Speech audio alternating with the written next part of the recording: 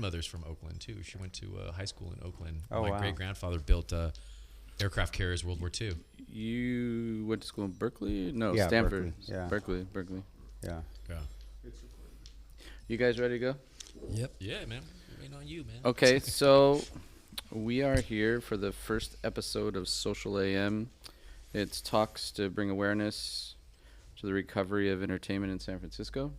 And I'll have you guys introduce first. Matt, introduce yourself. Tell me about yourself, please. Tell me a little bit about you. Sure. I am Matt Haney. I'm state assembly member. I represent most of San Francisco in the state legislature. So I make laws for the state, but on behalf of San Francisco. Before that, I was on the Board of Supervisors. I represented downtown San Francisco, south of Market. And before that, I was on the school board. I'm an attorney, born and raised in the Bay Area, about 20 years in San Francisco. My family's all from San Francisco, but I grew up in the East Bay and have been in public service in various ways and a supporter of Nightlife personally and very pro entertainment and in the work that I've done both at City Hall and in the legislature. Okay. Next up, Paul. Hi, how's it going? My name's Paul Hemming, and I'm a local artist entrepreneur. I moved to San Francisco about 30 years ago. Went to film school, San Francisco State University. Ended up going on this musical detour after my apartment burned down. But it ended up with opening a record store in Oakland, downtown Oakland. And that was my first entrepreneurial endeavor. It was a record store, sold vinyl for DJs. We had a music studio in the basement. I hung artwork on the walls when something cool came in, and we threw parties. And eventually that turned into Temple Nightclub, which opened in 2007. And since then, I've really used the nightclub as my incubator of sorts to really fuel a whole host of entrepreneurial experiments over the last 20 years, which include art galleries, co-working spaces, yoga studios, incubators, and I've just continued to expand the vision across multiple cities. We opened in Denver about 7 years ago, the same brand, Temple Mirrors Gallery, and for the last 2 years, I've been working on a new project in downtown LA called the Future Factory. So. Go ahead and bring up Oakland as well. Yeah, and we just got a site. We just acquired a site at auction, the Oakland Greyhound Station, which I'm really excited about. It's a 60,000 square foot site, 100-year-old incredible building, Masonic building with a great rotunda. So we're really looking to build a whole, indoor, outdoor, immersive entertainment complex in downtown Oakland, right around the corner from my record store, like 25 years later. So pretty excited about that. I threw my first rave right around the corner from there as well. Yeah, I love Oakland for sure. My family got deep roots in Oakland. In like 2001 or something. So next we have Mr. Mark. My name is Mark Rennie, and I came to San Francisco in 1970 to go to law school. I was basically bribed to go to law school. Went to Hastings, was very active in the art world, and we were getting big national endowment grants in late 70s. We were doing huge shows in LA, and for some reason I moved south of Market about then, and we met this old guy, and he had a bunch of big spaces, so we built something called Club 9, which was held about 400 people on the corner of 9th and Folsom, and Chris Isaac was a house band. What year was it? This was 1985 we opened. Chris Isaac was a house band. Courtney Love was a coat check girl. And it was, south of Market was a very interesting, a lot of the Art Institute people lived there. All the warehouses, they couldn't get the trucks down into the south of Market streets anymore, and they got rid of the rail line. So south of Market was very cheap, 5 cents a foot a month, which means in, I don't know today's dollars, but we were paying 5 cents. It's probably a quarter now. But anyway, I built Club 9. I had a law degree, and I knew how to do permits, and I just sort of fell into that business. And since then, I think I did the first one, the big one, Ira. That was about 86. I did Ira's thing. We had to fight the cops. And 1015? 1015. Folsom. Yeah, Ira. And I've done probably, I represent a lot of people. Well, I've known you for a while, so I know some of your stories. Let's talk a little bit about throwing the big rave parties under the freeway, and about being at Studio 54. Oh, yeah. How about that? I Mark's think done a people lot of either stuff, have you guys. entertainment in their blood. No, me and my friend Jim D'Alessandro, who's a writer, we chartered the Bahama Star and took 900 people from Ohio University down to from Port Everglades to Nassau in the Bahamas, brought them back to Port Everglades for a week through this huge party. And we got to say, okay, we're going to have 60% women, 40% guys. And we just threw a party for 7 days. So that was, before I ever got here, so 69. But, I ran Club 9. It was fun. But I run nightclubs. I understand the business. I put a lot of big clubs together, the Chapel, and I was, doing a lot of stuff with Dawn Holiday and Slims and Great American Music Hall. And the pop-ups, like hand-ups. right before Prince died, he put together Prince's after party Oh yeah. and brought me yeah, there. I've been It was the it was doorman. insane. I've been the doorman 2 or 3 I times. stood right next to Prince for an after party He's with the- and 400 Rick was people. the only one who got in free to Prince. It's $50. It was insane. So he did, and you did a little after At party Great for American Music Green Hall? Day. Great American Music. Yeah, Green Day as well. I was at the one with at 1015 Folsom, which was probably a couple weeks before he died. Yeah. It's like 1,000 people waiting for him downstairs. He just walks upstairs, hangs out with us for like an hour. They're all Crazy. downstairs. He just leaves. But he No, was I just- like entertainment, and Okay. that's what I do for a living. I'm doing stuff for Paul right now, and I'm doing the Oakland Baller baseball team right now, putting alcohol on that. So somehow I'm just So entertain the people. before we get into the really hard questions, I just want to just bring some awareness to San Francisco's entertainment history and some of the things. Mark probably knows a lot about that. But I'll just go around to each one of you guys. Just give me what you think are the key pivotal points, going from, say, like the 70s till now. What made San Francisco so vibrant in the past? You know what I mean? What made it what it was? Why did all the people flock here? I'll just put one out just from the 60s, Summer of Love. In 67, 100,000 young people came to San Francisco to Haight-Ashbury. 100,000. That was like, at that time, maybe 20% of the population. They all came here and stayed until like the 80s. And so what made that happen? I mean, we could talk about that, but I'm just saying stuff like that. Bill Graham came in, the punk movement, thrash movement. You know a lot about the underground rave scene and art. Just let's bring some things as to what made this city vibrant for all these years, and we'll get into what's lacking, but let's just go into that for a minute, and we can start with you, Matt. Yeah, I mean, I think for people for a long time, at least since the 60s, probably before, for some folks, San Francisco was a place where you could be yourself. And if you didn't feel like you fit in, or people were telling you that you couldn't be the way that you wanted to be, you said, I'm getting on a bus or a plane later on to San Francisco. And it where accepted people everybody, right? Where people would find those communities would Yeah. be with nightlife. There were people who saw that opportunity, for whether it was for folks who did jazz or who were doing punk rock or who were doing rock and roll, certainly hip hop, rap, all of that. There were places that those communities were welcome and where they found each other and they could be themselves. And so you had all of this artistic connection that was around music, that was around fun, that was around creating. And that's really what created the modern San Francisco. Everything that we have now, all of the communities that exist now, really came out of that experience of folks who came here to be themselves and found each other and made things happen. And usually that started by meeting at night and making things happen at night. Yeah, and like the Summer of Love, it was big, huge parties in. Yeah, the mic was blocking your face a little bit. So is he okay now? I didn't even realize I was being filmed. I thought, Yeah. Yeah. better? Okay. Yeah. So, like, when the Summer of Love happened, Mark probably knows most about, but people came here that were against war, considered hippie type stuff, but it was like free love back then, all that. But I think people still come to San Francisco for different kinds of gender situations, different kinds of nightlife, like you were saying. And I think, I don't know, if there was some kind of marketing ploy, you could base it around Summer of Love 2. You know, I mean, 100,000 people came at one time. It was crazy. Wow. Because it was a free place to be. And I don't know. We can get in more of that.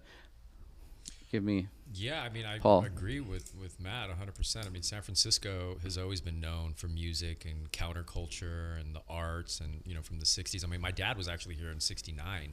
He actually saw Robert Kennedy speak. He gave a speech here, like, I guess, like, day before he was shot, but he was telling me about just how magical it was. It just the energy and the vibe and the culture, and I think that I got here in 93, right? I came here to go to film school, and it just like blew my mind. It was like I felt like, wow, I could really be myself here. I could be anything. Like, really, you could just reinvent yourself, just kind of the freedom and just the fashion, and the nightlife was just mind-blowing, right? The kind of music, and of course, like, music is just, for me, has been what's fueled my entire journey, really, is that love of music. And just like, music has always been something that was like, it was like a drug. It's like food. It's like medicine. It's all of those things rolled in one, It's like, I'm just being in a song that you wanted to hear, just wanting to replay it over and over again. And when I came to San Francisco and I started to experience the nightlife and started going to raves, full moon parties, and all these different kinds of little secret things. You need the get the you have to meet at the checkpoint, and then they would take you to this little party. And, I mean, there was just so much underground, experimenting with drugs early on, and just like, it was just a magical time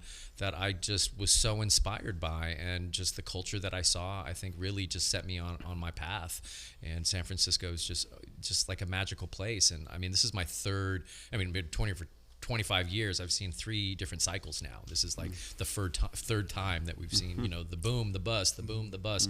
And, I'm excited for what's coming next. I really believe that we're on the verge of like a new renaissance, right? And that the energy, the people, the type of people that come here, whether it was like at the beginning during the gold rush, right? You have that pioneering, spirit of like renegades. I feel like it's still here, and the last kind of like, shakeout is kind of like, it's good that some people left, right? But it makes room for other people to kind of come back. So, I mean, I think it makes room, so.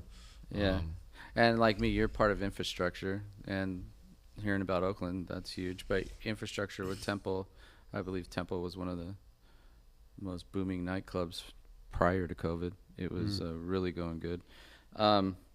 Infrastructure is part of it, but more to history, 70s. There's things that sparked. I mean, there's like, the beginning of thrash metal was in Berkeley, right? It came. Punk rock was very vibrant on Broadway, the Stone, Mabuhay Gardens, all these places, So 80s, the whole new wave movement happened. And then into hip hop as well. Huge West Coast hip hop in Oakland, overloaded into here. Every 5-10 years you had something booming, and I want to get to that in a little bit, which is what's now, you know what I mean?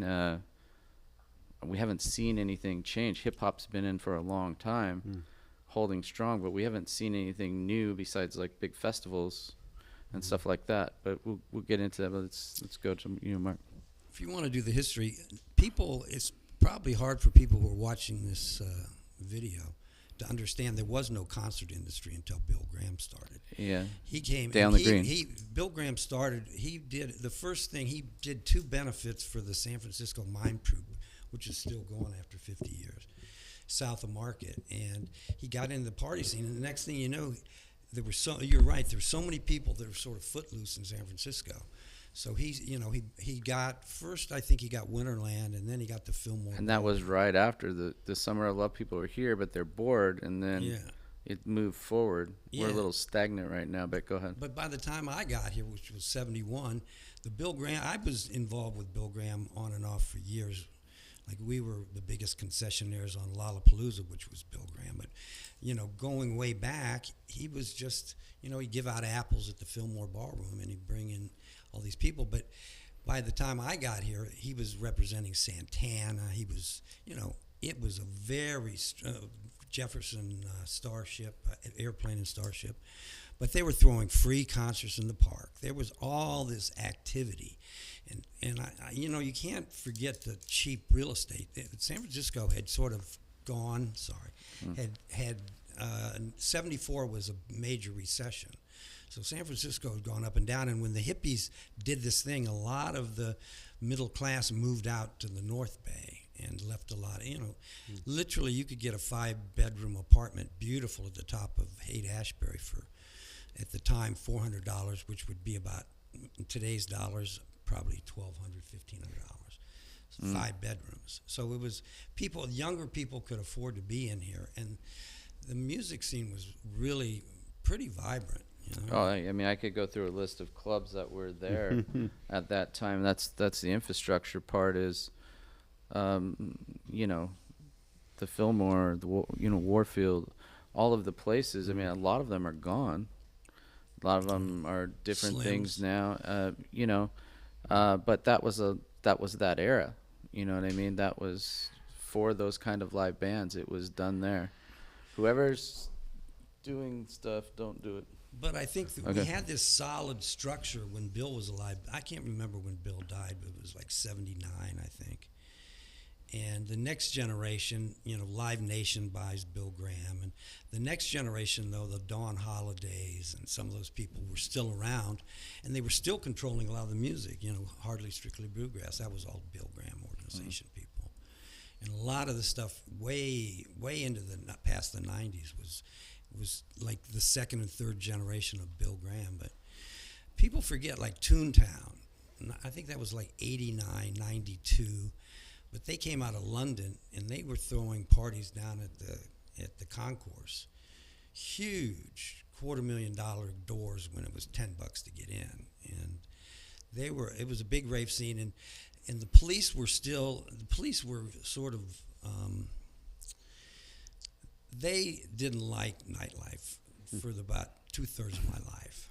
You know, I've been fighting the police, and we have some favorable government right now, I think, for entertainment, which is honestly it's the first time I've seen it. Okay. Yeah. You know, as being infrastructure people that, you know, it's always been against us, and I think right now it's a breath of fresh air to have government that is supporting nightlife. So I'm telling all my clients, this is some of the best era I've ever seen. You know, I think this new mayor the word is out. You know, let's make this place. Let's bring some life back to the city, and the attitude of the planning is much better. You know, I think you need flexible licensing, and I think you need the city. Like, okay, we're gonna get into all that. So, and you guys want to hit anything more about history? Any points that you think were valid that brought a big amount of people into San Francisco? I gave some examples. You know, my examples are the Summer of Love, the porn industry coming in was huge for people. Bridge and Tunnel, all kinds of reasons. Punk rock, the rave culture. You know, the dead culture, you know, that was and hip hop. All of these things, you know, were artist driven sparks that became huge things worldwide. I just haven't seen anything happen now, and I'd like you to follow up what you think. But we go back to this, but it's just to follow up anything that you guys can think of in history that really made San Francisco special. Anything else before we move forward? Yeah, I mean, I think just every single genre. I mean, there's so many different genres. Like what we're seeing now is, I mean, there's like every day there's like a multiplicity of genres, right? They're just like blending them together and speed up the tempo, and all of a sudden it's a new genre.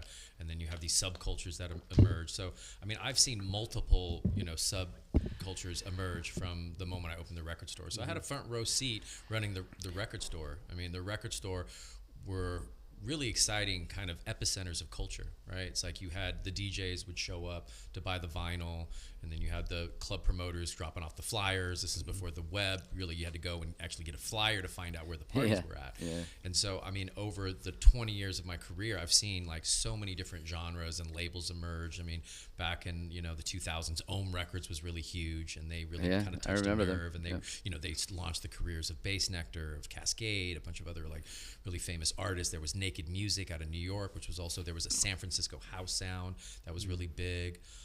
Then dubstep emerged. We saw that kind of culture, and then EDM went mainstream, became like a word that was commonly used. I mean, it's all electronic dance music, but then EDM became something that was also something that really fueled, you know, a whole new and like wave. just like big things like EDC, but going back to like Day on the Greens was like some of the first big outdoor festivals. Even though it was live music, it still moved forward after that. You know, like EDC now is massive. You know, think about if San Francisco hosted EDC somewhere, it would be huge. So, And I think another thing that is often not talked about in terms of how important we were to music is how all of the technology that was used to create digital music really took root here, was established here. All of those early companies that were initially, you know, we started with digital music with the ringtones, and people would have their music on their ringtones. That was the beginning of digital music. That was all here. And then that really transformed into what we now know as the Spotify's, which was the LimeWires, which was all of that stuff, Napsters. That all happened here. And a lot of those were then co-opted or purchased by these bigger tech companies, which were also here. And the connection that folks had in terms of the access to that, it wasn't just that people were throwing parties and nightlife and everything.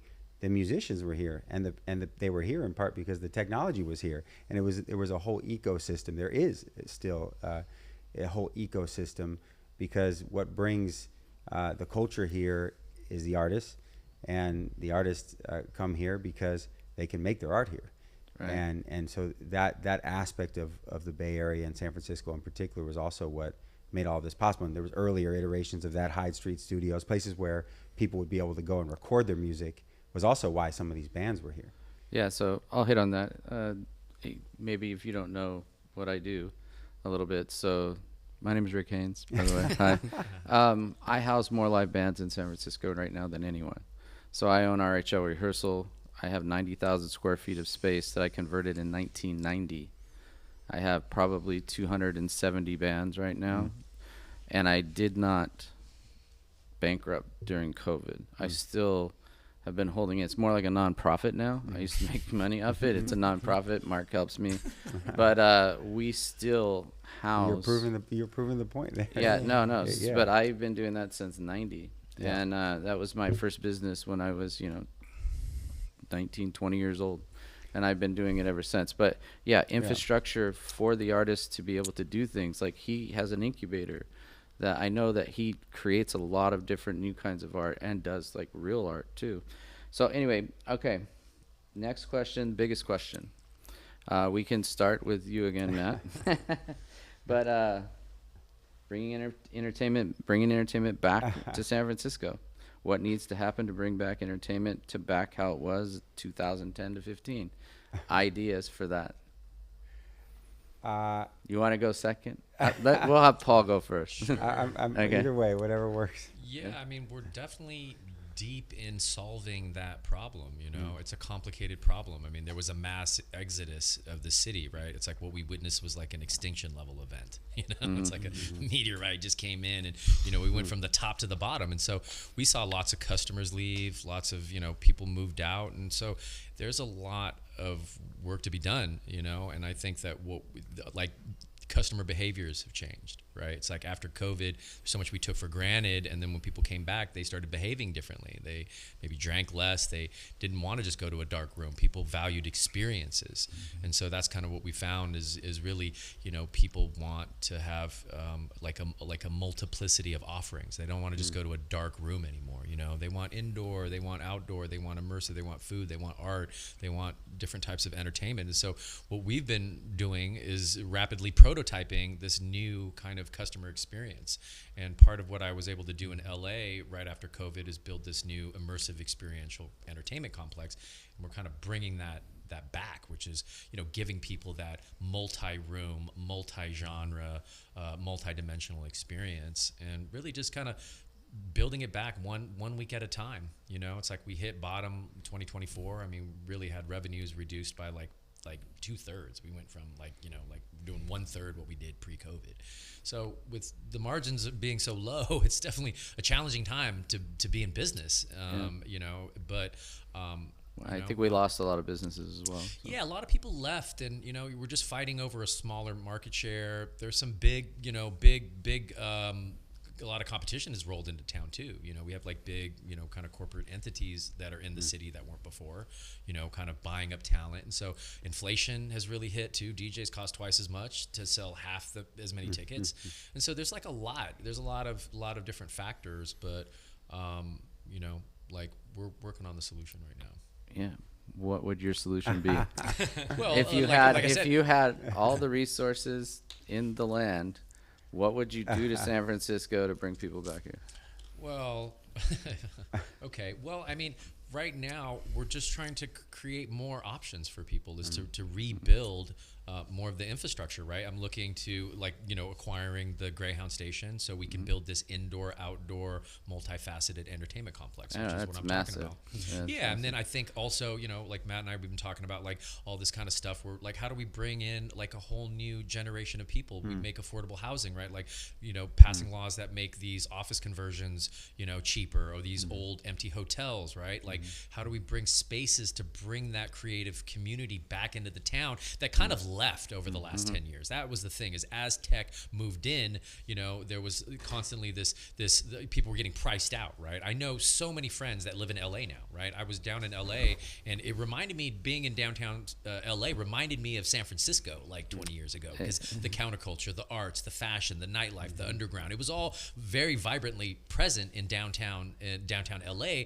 But in San Francisco, because of the mass exodus, those people are gone now. So we need to make room. We need to have options for people, because San Francisco used to be the amenity, right? San Francisco was the reason why everybody wanted to be here, because of the art and all of the options and the bars and the boutiques and the coffee shops and all the cool stuff that basically just got decimated, right? It's like there's still like large parts of the neighborhoods that are empty. You go to downtown Union Square, half the buildings are still boarded up. So the problem needs to kind of be attacked from multiple sides, but I think, more options and bringing people back.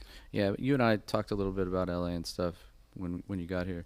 Part of it, like we were talking about down in LA, you have that three-headed monkey, you have all the stars down there. So people are still going there. They recovered much more quickly than San Francisco, because people are going there to meet people, to get jobs, to see stars, to go into that industry and stuff. And up here, I'm trying to find that three-headed monkey to revive this, right?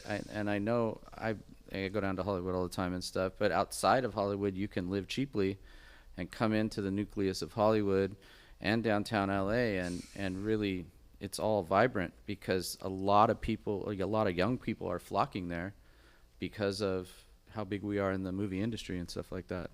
And I mean, you can re-elaborate on that. I mean, the parties there are much different than here. When you go on a party there, everybody's all excited. They're all dressed well. They're looking for who's here, who's the star, and this guy's trying to meet that guy. That guy's trying to meet this guy, and it's much different than San Francisco parties right now.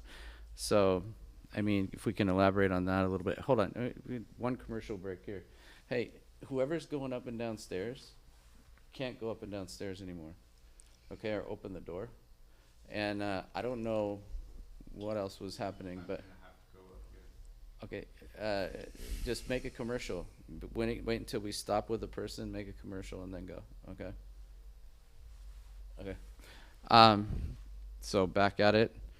If you want to elaborate on LA and why all the young people are flocking there, and we're talking a lot of young people are flocking to LA.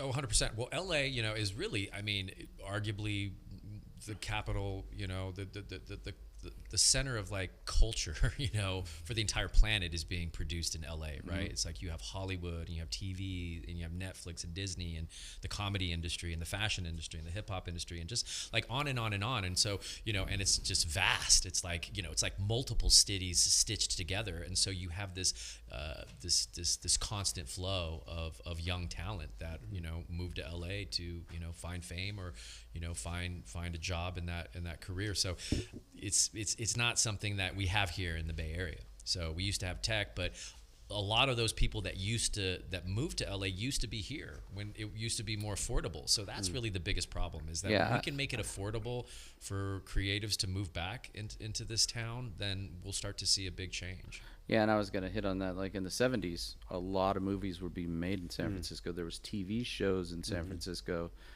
streets of San Francisco to, Dirty Harry's, the whole sequence. There was a lot of movies at the same time when we had all this cool stuff going on and cool music. I think that getting the movie industry to come back up here and do things, opening those doors up with government and stuff, could also help it be more vibrant in San Francisco if it happens here, Europe. The big question. Yeah. Well, I think the good news is that there's still a lot of people here who want to go out and have fun and do things. They're doing over 10,000 people on First Thursdays on 2nd Street. Every time there's a entertainment zone event, there's tons of people out there that, Temple, and they're doing well. So there is still a set of folks here who do want to support the nightlife world and want to be a part of it.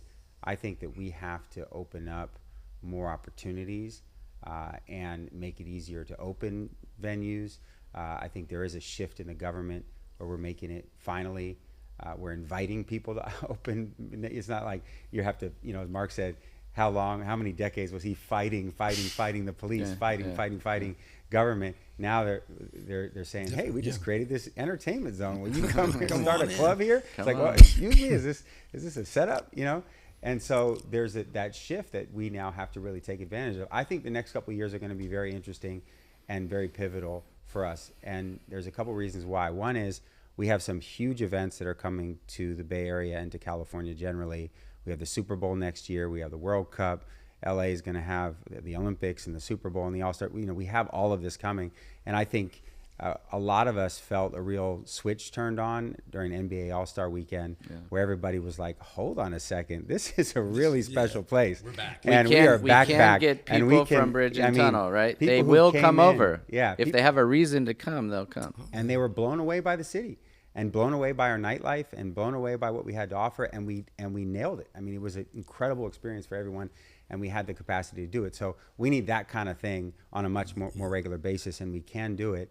I've got a bill finally to try to get extended hours done, extending last call. I think we have a way to get it done this year, and I've been working really hard on it.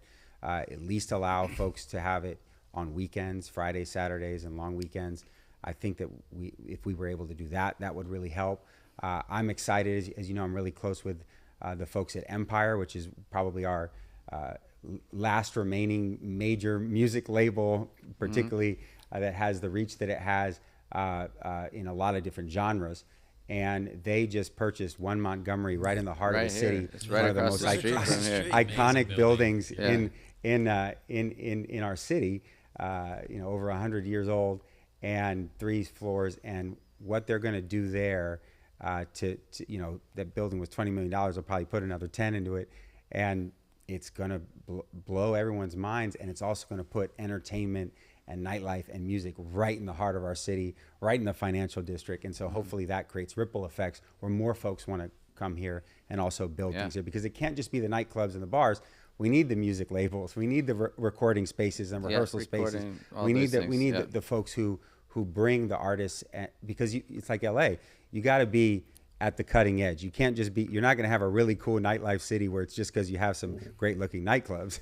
It's because the artists who are there that people want to be around, and the culture and the fashion and all of that. So we need to bring all of that together. And I do think Empire hopefully will be a big part of that.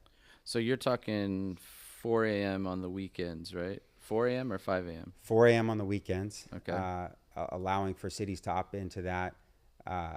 We just, in the past, we've had, our biggest problem has been, I think, fear mongering around drunk driving, where there's no evidence at all that an extra 2 hours there at night has any impact on that. But in any case, that's been our main barrier. Well, now we have Uber and Lyft everywhere. Nobody's, taking the bus down to the club anyways. And so we have rideshare that's really changed the game on drunk driving. And I've been working hard with law enforcement and with the California Highway Patrol in particular to get a deal with them. And their bottom line was, as long as you don't have it on weekdays, because we're worried about the morning commute, we'll stay off the bill and we'll let it go. So I think it would be massive. Like, say, I'm just going to throw something out there that would be super cool. Broadway, all the restaurants are up there. You close Broadway down, you put DJs on both ends. You close down 11th Street, you put DJs on both ends. You close down 2nd Street by the temple and make a big complex there of different kinds of music. So you have rock on Broadway. You've got like EDM music in front of his place, and then whatever going on 11th. You shut them all down. You have outdoor drinking until 4 in the morning. Right, it's a game changer too. People will come every weekend back to the city. It's going to take care of the hotel. It's going to take care of a lot of things if you do something all at once. But it needs to be marketed. It needs to be big. It needs to be big like that. Like, that's a real reason to come back. You know what I mean? And then the overflow comes to all the other late night guys here. Me, I'm late night, he's late night, but it would just come everywhere. But closing down and having 4 a.m., I have another club that I'm a partner of, Retro Junkie in Walnut Creek. They would leave there at 12:30 or 1. They would come over here afterwards to stay till 4 and be outside drinking with big DJs and stuff.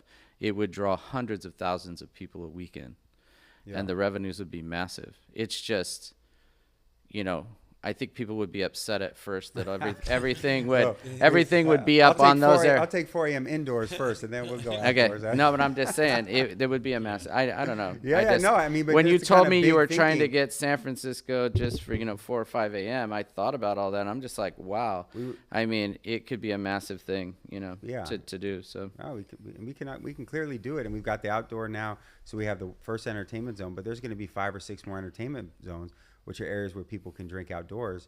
They're going to do one in the Castro, around Chase Center, around 2nd Street, over on Front Street. So this is also going to be a huge thing where you can have these night parties. And then once we get to 4 a.m., hopefully eventually those two things can combine. Yeah. I think I think you got to have something Paul said, and it goes back to in the 70s. I was at the Paradiso in Amsterdam, and it was this 3 or 4 ring circus. You go to different floors, you could play chess over here, you got a restaurant over here, and it was really interesting. So when I opened my first nightclub with Club 9, we had the Art Motel, so we had artists doing rooms. That was the whole thing. Then we had the main room where the band played, 250 people. And then we had a little restaurant over here. But if you give people something with, and my art department, we would do crazy things. But people would go, you got to come check this out because it's so crazy. And we would always switch it up and change it. And I think San Francisco sort of is lost doing that kind of, where artists are in something like that. And you mentioned, and I think that's a great idea. Well, we went tech for a long time. So we've been in the tech world before COVID, and then we went into COVID, which is catastrophic. But then all the young tech people have left. So now we're like The Walking Dead, Well, So I will say, to Matt's point, we're seeing a change, right? The last couple of years were rough, without question, but the last 6 months, we've been seeing an upswing, and the All-Star, we had a whole week where we were just crushing it. We had one amazing event, the energy. We had great artists come through.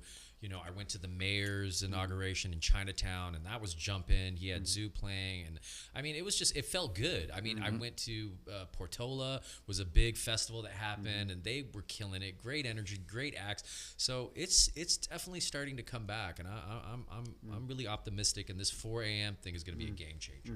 For us, it'd be massive. We'll see boosted revenues by 20%, maybe at least. And so, whatever I can do to help you with that, let me know. But I'm big. Yeah. I feel like these are the things we're doing. The things like the things are happening. AI too. We did a party last month where we had it was called the Giga Party. We had that robot DJ. Yeah, I saw. Yeah, it was pretty cool. He wasn't really DJing though. He was just his like- hand went up, but still, people were excited. I saw he like was they- on his Pirates of the Caribbean. yeah, but people were so pumped on that thing, and we had 2,000 people through the building. On a Friday night, we had we had pitch events. Every floor was activated. I did a silent disco on the roof. The art galleries open, sold 7 paintings. I mean, people were pitching events. It was just amazing. It was so vibrant. And I was like, yes, we are back. I mean, so I've seen a month of just like where we're just, really encouraged with what's happening here. But do we think the more goal is bringing in people from around the outside bridge and tunnel? Because a lot of the young people left. They're not living here. I did read your article, the article in the Chronicle, about why a lot of the young people can't afford to live here. Like you were saying, affordable housing, all those things, get some people to move back. But the emergency right now would be just to get people to come here, right? And then maybe they'd want to live here again or do whatever. But right now we have a problem with the actual, not too many local people. And Bridge and Tunnel doesn't want to come for all their reasons. But okay. So anything else you guys want to bring up with that? Something Matt talked about, and I was behind the scenes that week of NBA All Stars. I was maybe 5 hours, 10 hours at 49 South Van Ness at the fire department, the building department, the planning department, because we were trying to activate for a big party over on Hawthorne and Folsom. So we needed all these permits, and so I was talking to everybody. I said, "What's going on? It feels like things are happening." This planning guy said there were 40 temporary use permits for weird events where you go to the planning department and say, "We're going to take this plaza or this building thing, and we want to activate it for some party." And when you get something like that, San Francisco can throw a party, if we activate it. And lot of people were in town spending money. And I went to an amazing party at the Exploratorium, and we have all these, we have all these venues where you don't think of them, let alone ones that came up and popped up and everything. And we do have a lot of capacity here, but the way that they were thinking during that time, we can get them thinking like that all the time. And but behind the scenes, I was watching. I go, if you get San Francisco bureaucracy activated, they were into it. They were into it. The captain would be down there, Kathy Harold, all these people were out looking at blueprints, people having parties, and they were, they were going to make it happen. And it was coming from the top. I think that new mayor was, he was talking entertainment from his inauguration. First main thing I heard on the radio, he was talking entertainment. He says, "You're going to come back, and you're not going to be hassled, and you're because that's the market here is not that big, but the market going out 40 miles. People go 40 miles to go to a party, or get a hotel room and party. As far as San Jose, So we just have to, we'd have to, clean it up a little bit. That was like just another thing that I was bringing up is the return of international people, and what kind of marketing the city's going to do to recover that. I think that was a big problem with people leaving here, and a big problem with having to you do clubs like me. We used to see so many international people. I mean, for me, it was like with Underground, it was 20% of my people would be from other countries, just coming in on the weekends and being here and coming afterwards, late night, Underground stuff, all that. I have people from everywhere, Germany, passports and all that stuff. I don't see it. It's maybe 3 to 4% now. Interesting. And I think some kind of campaign to make them come back would be good. And I was going to talk to you about it, Paul. Is just so what we're doing anytime in the Underground when I have DJs show up that are a big DJ, I do a clip of them saying, "Did you have fun in San Francisco when you played tonight? And did you have fun? And do you think the city's safe now? Will you please shout it out to all the Germans that they can come back," right? These guys have 4 million followers, 5 million followers, all these different DJs and stuff. I think social media awareness that people can come back here now and they'll have fun and they'll be safe, and that the police are going to be nice to them, and all these things really needs to happen as well, because I'm a few blocks from all the hotels, and there's nobody at them. So I think if you guys have any ideas for marketing for that, or what that's going to take, I mean, Yeah, what's it SF going to needs take a to publicist.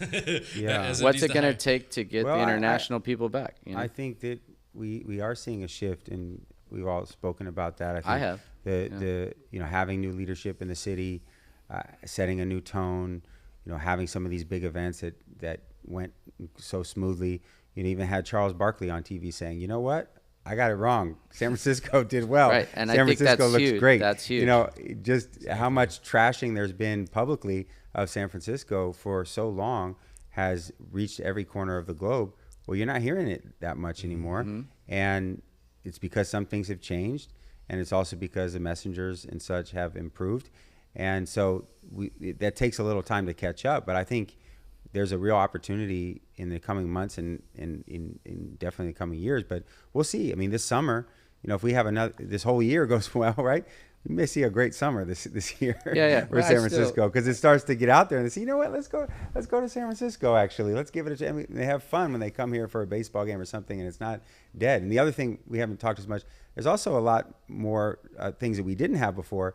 We've got a bunch of rooftop places now that we never had rooftops as long as I really cool, chic style, like similar to LA type stuff.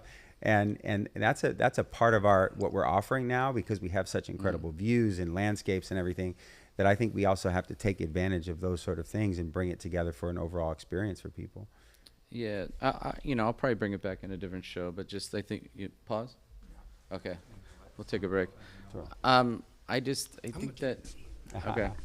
think that like he said, the city needs a publicist or something, a social media marketing Yeah. for.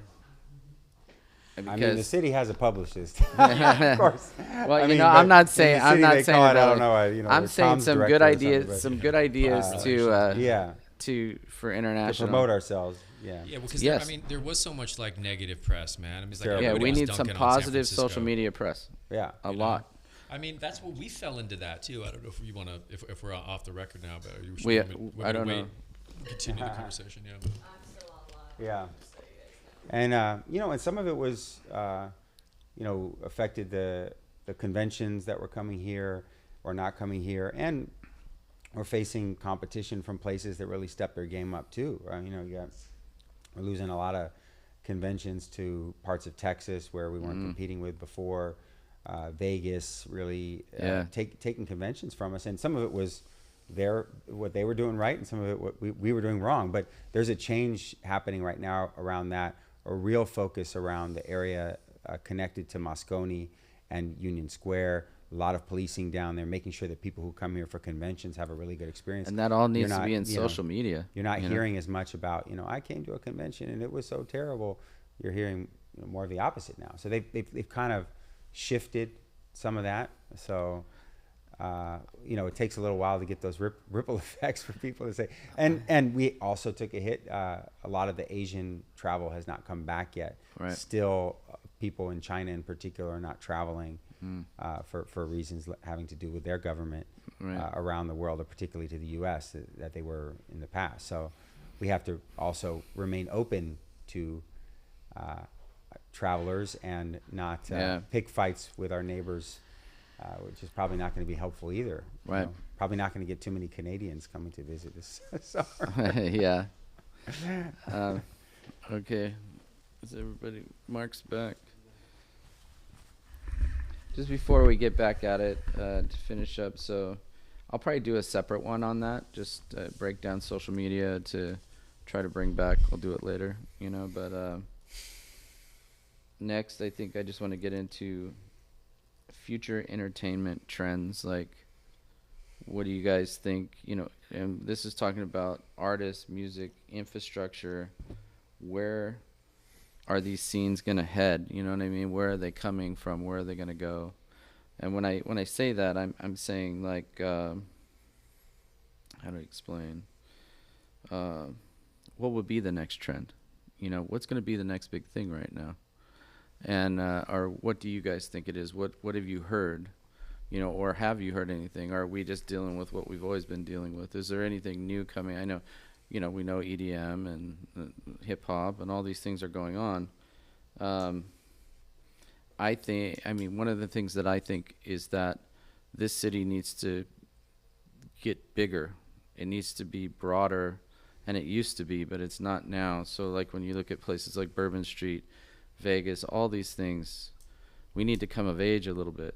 You know what I mean? And so like supper clubs with shows like they do at the Mayfair, ticketed shows where you have cirque type stuff going on, integrated things like, people get bored easy, visual stuff, all kinds of visual art shows, just creating infrastructure and stuff where, so they don't go to Vegas. We have some shows here they can go to, I know they're cleaning up Golden Gate area for the theaters and stuff like that. People love to go to the theater. But just what do you guys have ideas of new kinds of things? Like Micah's doing something new. You can hit on that. You might know what he's doing. What are you going to do that's new, Paul? I mean, I think 4D clubs should happen where you go into the club. It's not just 3D, but everybody changes clothes. You have different themes that change, smells, everything. 4D experience in the nightclub. Nobody's even done it in Vegas yet. You know what I mean? But things need to happen to make people come, right? Because nobody wants. I'm sorry. You start at the bottom line. San Francisco is probably the most beautiful city on the planet. All we got to do is polish it. When people will come back. Why? Because the people here are smart. They're tolerant. And that was some of our problem. They're too tolerant. They let it get out of hand on the street, and it sort of went viral. And we sort of fell down before COVID. It was that summer, after that summer, 4th of July, everybody in the world was talking about San Francisco. Needles on the street, homeless people, and it went viral. That was a big problem.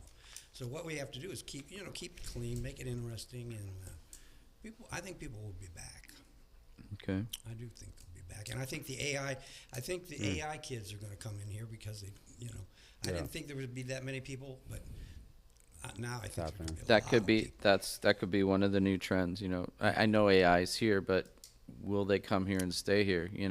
What else do we see coming into San Francisco that you guys see that we could help with them coming in? Anything else besides AI? Well, I mean, to answer your other question about what's next, right? What's the well, future? that's what this whole thing about AI too, But yeah, I can talk about all of these things. I mean, this is something that I'm really excited to talk about, really, because I mean, it's kind of what I've been grappling with for like the last few years, ever since COVID. It's like, well, what's the future of entertainment going to look like, right?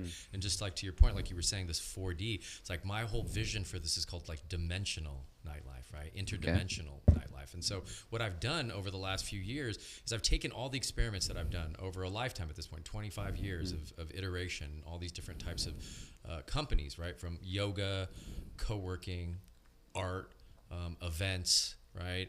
And I've amalgamated it into this new brand called the Future Factory, which is, I describe it as a multifaceted, multidimensional entertainment complex and lifestyle brand. It's a lot of words, right? Let me unpack that.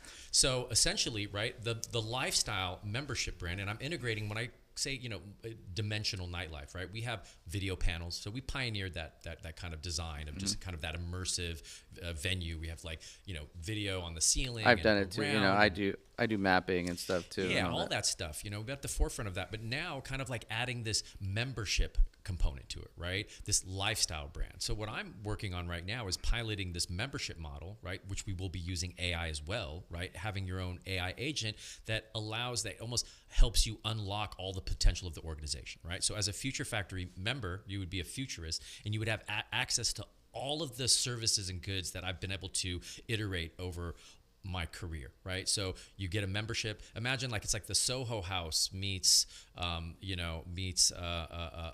Elro or like Meow Wolf, right? You have this immersive, and then you have a co-working space in it as well. So essentially all the things that I want in my life, like wellness, biohacking, music, art, entrepreneurship, now you can have access to all of it. And so that's really what I'm working on right now, is combining, transforming San Francisco, Denver, as we launch LA, this new Future Factory overarching brand that's a membership model that you download the app essentially, right? And then you could unlock your membership, and it would have like an AI agent that would help you, remind you, hey, you got a yoga class, or your favorite DJ's playing tomorrow, or get off your butt and, you know, go walk, or whatever it was that nowadays, like with the advent of AI, and, you know, I've been really deep into blockchain and crypto, and we're working on, you know, putting this membership on the blockchain. And so we'll be able to do gamification, we'll be able to do customer loyalty. So really the answer is really all of these things. That's what I see people want, right? People want lifestyle. Like they want Definitely memories. in the 21 to 30s, you're gonna. It's amazing what you're talking about.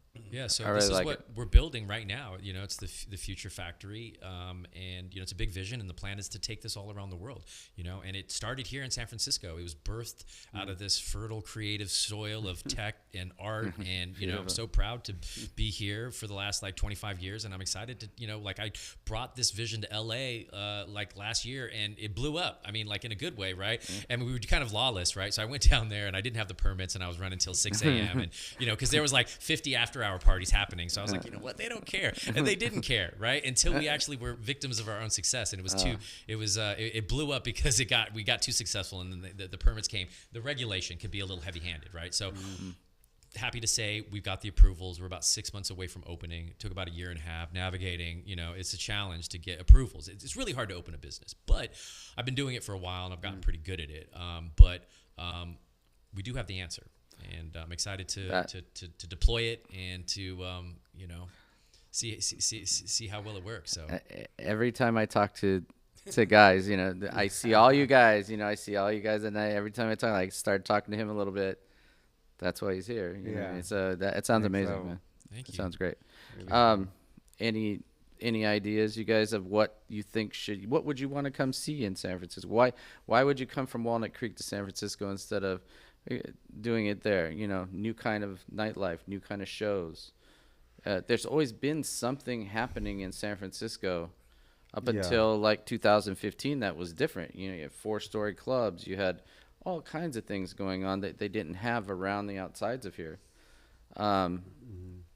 There's going to be stuff like what he's talking. Like I really like that. The only people I heard about that were doing something a little bit, not even close to that, not lifestyle, but 11.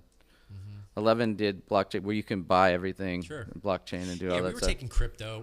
Yeah. I mean, what I'm trying to do is to get away from, you know, this Web3 title. It's more of like technology that will be embedded behind the membership, right? It happens to be blockchain, but it's like if I hand you a song, I don't say it's an MP3 or an AIF, right? You know, it's like NFTs. We don't have to say it's like a digital asset. We're going to leverage the technology so it works, so it's seamless, right? So you can get utility out of it, right? It's like I'm 50. Right? I'm like, I want health and wellness, and I'm doing yoga now, and I want to eat good food, and I'm biohacking, you know, and I'm going to look at art, and I'm going to hang out with my friends. It's like, these are all the things I want in my life. And I think, you know, my thesis is that we all want this stuff. We all want this stuff. And, you know, and I've been able to iterate every single facet of what's going on, going into the DNA of this project. I've lived it and I've done it, and so I'm really excited to kind of bring it together. Feel like we're really creating something that everybody wants, but they don't know it yet. You know, it's that like Steve Jobs. You know, we're creating something that everybody wants, but they don't realize it yet. And so everybody's been talking about the promise of blockchain, but no one's really been able to kind of like introduce it into the public in a mainstream way where it's actually useful to anybody, right? It's like,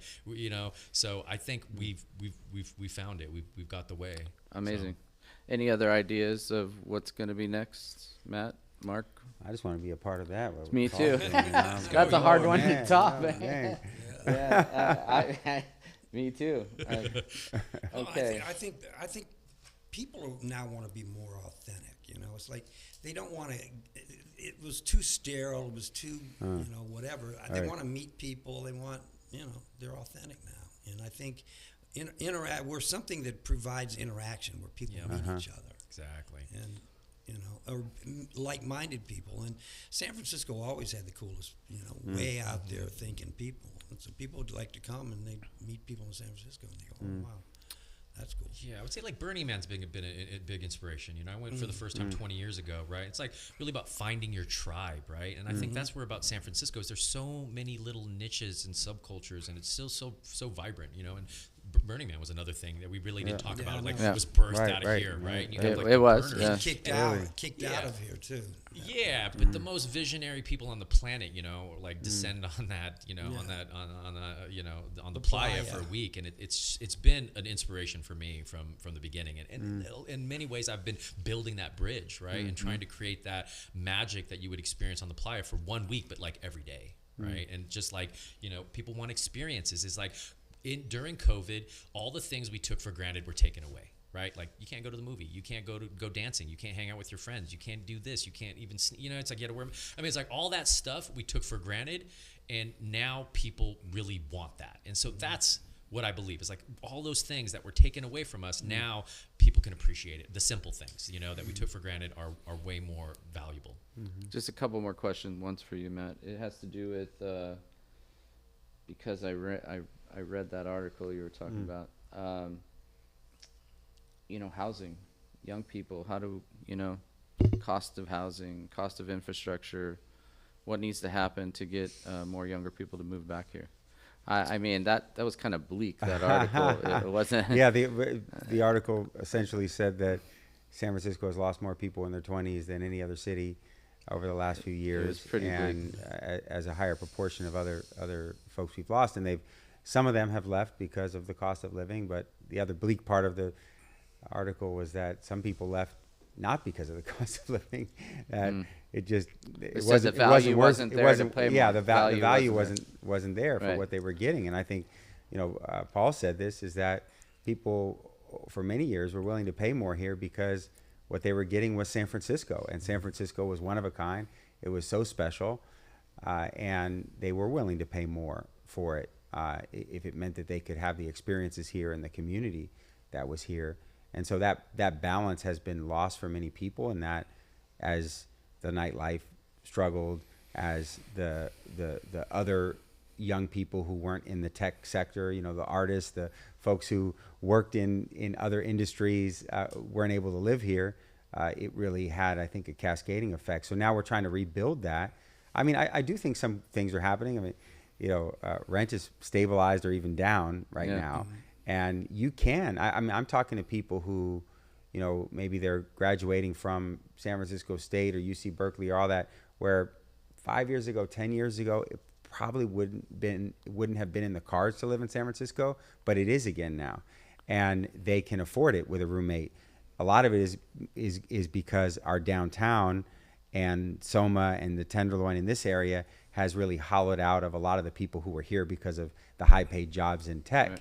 They're gone. So now you have all these places where people can live, and the rents have gone down. So we're going to be able to bring a whole new community of people here. And I think that's going to create more folks who want to come, and we're going to be able to build a lot back in terms of the artistic and nightlife scene. So I do see that trend happening. We have to move faster on it. And, I'm working a lot on trying to take some of these buildings that now are empty or not, being used for anything productive, and saying let's find a way to make it easier for people to live here, or to do other artistic things. If you can't turn it to housing, how about rehearsal studios? How about an art space? I really need In fact, a building. help me out. on the Warfield. This is Yeah. what just happened at the Warfield block, where they were going to convert that building on the corner of 6th and Market to housing. And the owner of the building said, well, actually, this is not really going to make sense. It's an old historic building. So they're turning it into a bunch of art space. And I'm gonna wave my hand and talk to you later, but we need a rehearsal studio to condense like 4 buildings into one that has some longevity, because we're getting ripped off. I don't want to put the pin in the bear, but what about what's going on with, I'm hearing about people having to go back to work down here. Do you think that would help anything? I do think it helps some. I mean, because with people wanting to live here again, if they can't live from home anymore, Absolutely. and if they have to come to work, No, right? 100%. I mean, I know, We do and I'm need- trying not to poke the bear, but I mean that Yeah. possibly could help things a little bit, right? If you got to have this mass of people come back to work here. I'm going to say 100%. Yeah. No, we want everybody to come back to work, because the Right. fact that people were working remote created this downward spiral, right? Because Yeah, right. it's like all of the foot traffic that used to be, right on Second Street. Thankfully, people are coming back, but for a couple years, it was a ghost town. And what happened is it created this chain reaction. It's like if you don't have foot traffic, then the coffee shop closes, then the barber shop closes, then the little boutique closes, right? So Right, 100%. Bringing people Okay. back will have a great impact. It's one of the Yeah. things that is going to help, right? Yeah, and that was a huge part of, like you said, the rug got pulled out from under. I mean, that, City the got rugged. entire city was built around, at the very least, as a foundation. We had a lot of people coming to work here. Those folks then went out to dinner afterwards. Yeah. They went out to coffee. They went out And to lunch. everybody just, And then "I'm all of gonna that go live- supported I'm the gonna whole go live in ecosystem, Napa." including nightlife. And when that was gone, it just Okay. blew out everything. And so we're starting to see some of that come back in various ways, and some of that's people coming back to work, and some of that's more people moving downtown, I think. Cool. I had a question for Mark. Integration in entertainment. We have the Castro. We have, all these different things, right? What about more integration, like back to like the 54 days? I mean, it's pretty segregated, gay and straight and stuff like that. Do you But see I that know at Club happening? 9, we had a gay night, and people were all up in arms about it. But I mean, but now, the Castro is pretty much what it is, and do you see like clubs integrating more, or do you think it's going to stay just genred out the way it is? no, I think what's going to happen is San Francisco is going to get back to its roots, and it was like the most tolerant place on earth. What blew my mind, I'd go to these parties out on Fillmore Street in the early 70s, and it was the coolest people in the world, but it was like a third black, it was a third European, and a third, artist from the Art Institute or something. But it was a trip, when you meet people like that, and that was why people like San Francisco. And I think Paul saw it just like I did. I opened my first club in 2006. That 7 back then, it was completely integrated. You had foreigners, you had transgender, gay people, you had everything just mixed in a big pot like Studio 54 was. And now I'm seeing that it's all segregated now, and I'm just wondering, do we think that could be mixed back up? I think it could with we have a what huge you mix of Yeah, people. I there's- mean, Okay. we have a really diverse. I mean, you come to Temple on. I mean, it's just every Yeah. demographic is represented in. Yeah, in no, Temple I'm for just sure, it's just yeah. a question. Yeah. I mean, But I think there's an interesting point Mark made there, which is one of the things that has changed in San Francisco that has made this harder is the black population here has really been pushed out, and Okay. it's hard to have And the artists, It's hard to right? have A lot of culture artists have and been pushed music out. and arts without black culture Yeah. in our country, and so that's something that San Francisco is a huge competitive disadvantage in terms of being cool and being relevant.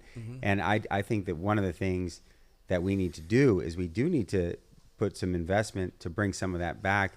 Fillmore, there's still a bunch of venues on Fillmore that are just shuttered.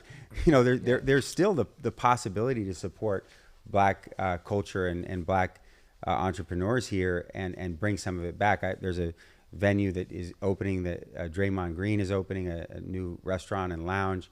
I mean, these are things that we need to be embracing because even if you don't have a lot of black culture and people in San Francisco anymore, if they come into the city, that was actually something that was really special about NBA All-Star that I think like you had a set of diversity that San Francisco itself doesn't really have, that I think helps to kind of bring everyone together and bring an element of cool and being at the forefront of whatever it is, if it's fashion, if it's art, if it's music.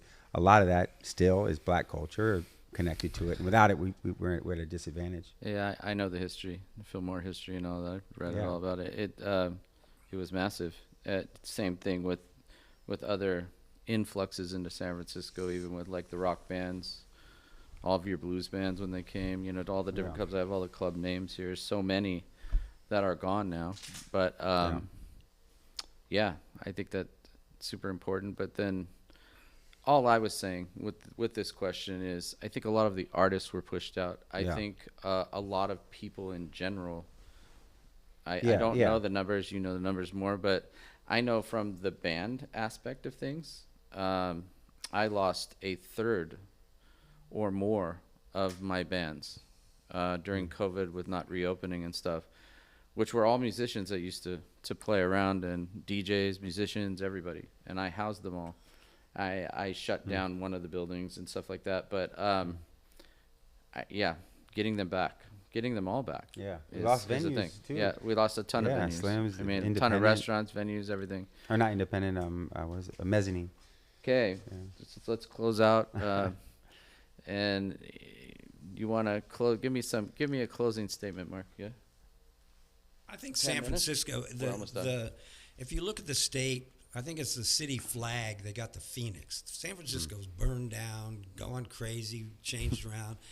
It's the most beautiful city on the planet, and I see it out there. I'm telling everybody, what I'm dealing with, I'm so busy right now, and you know what it is? It's the people with the people who have money, and they know when the time to come. I know. I They're can't even looking for talk to you, deals, Mark. huh? I can't even talk to you anymore. You're so busy. Yeah, no, it's crazy, but something's happening again, Yeah. and I don't know what it is, but I think city policies. You shouldn't have to hire me that knows everybody to get permits. I mean, it used to be San Francisco thought their shite didn't stink. You know, that was a big problem. They had a chip on their shoulder, and then everybody said, "Okay, bye." You know, and now what are you going to do? Okay. But you are seeing a huge influx of people coming in to start entertainment places, right? You're an entertainment attorney. Well, yeah, Are you little- seeing a lot of new places open, or is it still just No, picking? it's people started. They're dipping their toes in, but they're looking. Okay. You know? All right. It's like what Paul's doing with that Greyhound station. People, Well, he's all the way in. That's more than a toe right there. I mean, San Francisco's back, baby. I mean, Okay. you know, I think we're it's- back. I'm bullish. We're Yeah. doubling down. I mean, I'm excited. This is All like, right. you know, we're here. we You just know? Okay. got to get Yeah. everybody on board because, hey, you know, everybody. If we got the crowd back, we got the Europeans back, we've got the parties back. Guess what? This is a much more interesting city to live in, and it's a lot more fun. Anything to close? I agree. Something's happening out there. We're on the upswing, and I think we just have to take full advantage of it and not fuck this up. I can swear on this, right? Yeah, I don't care. Just so you guys know, this is the first one. We're probably going to do 6 to 8 of them. And, you know, we'll put them all up so everybody can hear what everybody else says about different things. And then we'll see what happens from it. I'm just intrigued by all of the different point of views and intrigued by, I mean, like, what we just heard from Paul. That's massive. All of your guys' views were very important and very valid, and I really appreciate them. You guys listen to the other people when it comes out. Hopefully they listen to you, because I think some stuff that was said here today was really important. But it's going to keep going. So, you know, once every 2 weeks, there'll be a new one. And I say 6. I think I got enough people to cover everything with that. So there's some other topics that are going to come up and stuff. But I really appreciate your guys' time. I really Absolutely. thank you Thanks for so inviting much. me, man. Thank you Congratulations, guys very man. much. That was All right, fun. thank you. Yeah, thanks for Yeah. doing it, Rick. Right on. Appreciate it. You know, we were streaming. Yeah, cut.